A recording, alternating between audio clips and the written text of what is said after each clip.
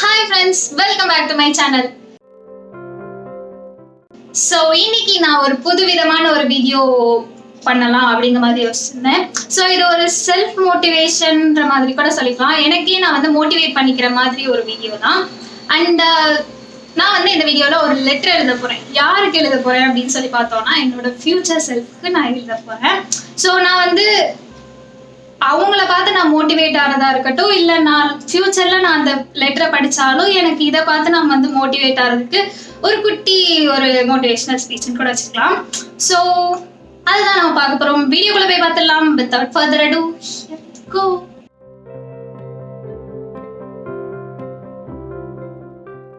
So இந்த லெட்டர்லாம் நான் வந்து பெருசாக ஃபன்னாலாம் எதுவுமே எழுதலை, பர்ஃபெக்டாக மோட்டிவேஷனுக்காக மட்டுமே எழுதுனேன். பட் ஃபன்னாக எழுதணும் அப்படின்னா இன்னும் நிறைய எழுதலாம். பட் இதுவே 1 பக்கத்துக்கிட்ட வந்துருச்சு, எனக்கு போதுன்ற மாதிரி இருந்துச்சு. ஒரு பக்கம் வந்துச்சுனாலும் அது வந்து வீடியோவுக்கு பத்தாது, ஒரு 2 minutes கிட்ட தான் வரும் அந்த ஒரு பக்கத்தை நான் ரீட் பண்ணுறதுக்கு. பட் என்ன இருந்தாலும் ஒரு மோட்டிவேஷன்ற போது ஒரு மோட்டிவேஷனாகவே இருந்துட்டு போது, அது எதுக்கு ஃபன்னாக கொண்டு போகணும் அப்படிங்கிற மாதிரி ஒரு மோட்டிவேஷனல் ஸ்பீச்சாக மட்டுமே நான் வந்து வச்சிருக்கேன். ஸோ நான் என்ன எழுத போகிறேன் அப்படின்னு சொல்லி பார்க்கலாம். ஹலோ மீ,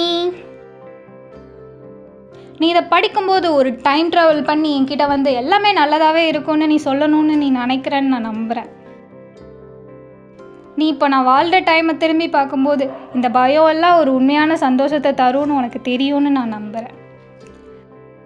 நான் உன்கிட்ட இதை சொல்லணும்னு நினைக்கிறேன். என்ன நடந்தாலும் நம்ம கனவை நான் விட்டு கொடுக்கவே மாட்டேன்.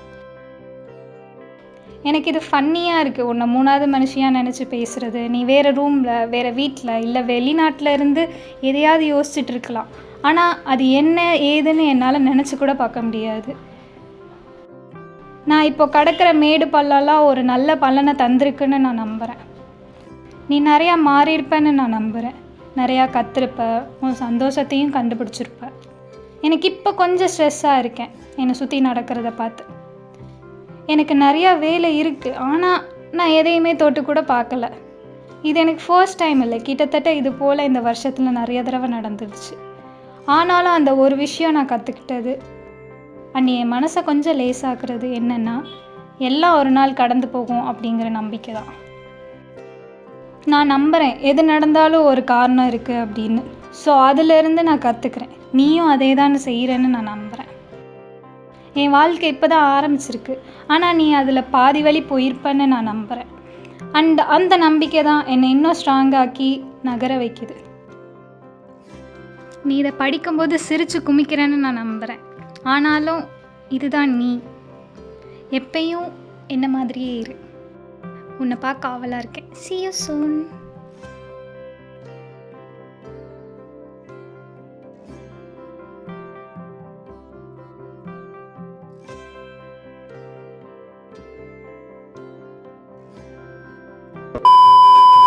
ஸோ நான் ஃபர்ஸ்ட் வந்து என்னோட யங்கர் செல்ஃப்க்கு ஏதாவது எழுதலாம் அப்படிங்கிற மாதிரி நான் யோசித்தேன்.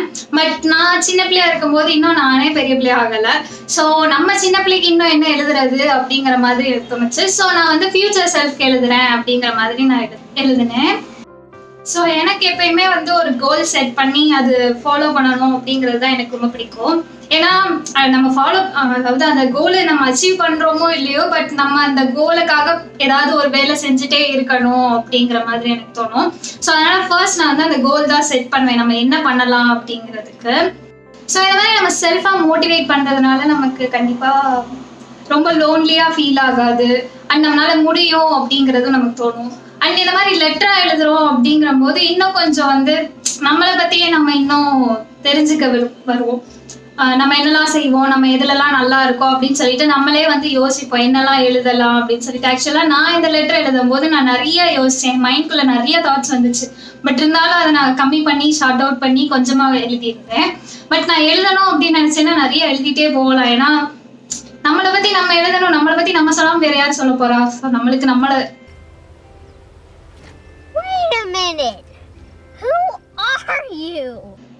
பத்தி நமக்கு மட்டும்தான் தெரியும், வேற யாருக்கும் அவ்வளவு தெரியாது. ஆயிருந்தா அவங்க நம்ம க்ளோஸா இருந்தாலும் நம்மளை விட வேற யாருக்கும் நம்மளை பத்தி தெரியாது. ஸோ அப்படிங்கிற போது எனக்கு எழுதுறதுக்கு நிறைய இருந்துட்டே இருந்துச்சு. ஸோ நம்மளை பத்தி நமக்கு தான் ஜாஸ்தி தெரியும், மற்றவங்களுக்கு தெரியாது. அப்படி இருக்கும்போது மற்றவங்க நம்மளை மோட்டிவேட் பண்றதோட நம்மளை மோட்டிவேட் பண்ணிக்கிறது தான் ரொம்ப நல்லதுன்றது விட அதுதான் கரெக்ட் இல்லையா? ஏன்னா நமக்கு தான் தெரியும் நம்ம என்னெல்லாம் பண்ண முடியும், எதெல்லாம் பண்ண முடியும் அப்படின்னு சொல்லிட்டு. தேர்ட் பர்சன் நமக்கு வந்து மோட்டிவேட் பண்றாங்க அப்படின்னா கண்டிப்பா நமக்கு வந்து அது அட்வைஸ்லாம் கேட்கறதுக்குலாம் கடுப்பா தானே இருக்கும். ஸோ அப்படி இருக்கும்போது பட் மோட்டிவேஷன் வந்து லைஃப்ல கண்டிப்பா அவசியம், நம்ம ஏதாவது ஒண்ணு பண்றதுக்கு ஏதோ ஒண்ணு அப்படின்னு. ஸோ கண்டிப்பா நீங்களும் இந்த ஒரு லெட்டர் உங்களுக்கு செல்ஃபா எழுதி ட்ரை பண்ணுங்க. அட்லீஸ்ட் உங்களுக்கு அது வந்து ஃபன்னாவாவது இருக்கும்.